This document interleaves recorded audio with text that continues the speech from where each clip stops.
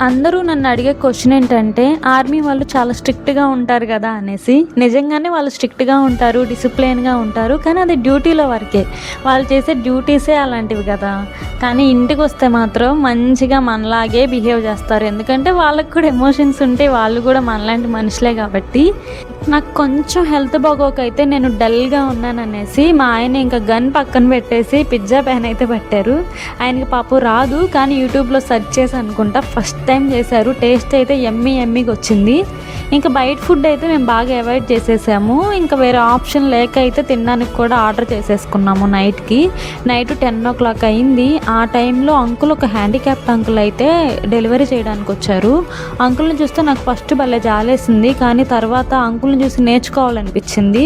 అన్నీ బాగుండి కూడా మనం ఖాళీగా ఉంటాం కదా బద్ధకంగా, ఇలాంటి వాళ్ళని చూసి అయితే నేర్చుకోవాల్సిందే. నేను ఎవరికి టిప్ అయితే ఏం పే చేయను, కానీ అంకుల్‌కి పే చేశాక ఆ అంకుల్ స్మైల్ అయితే మేడ్ మై డే ఇంకా.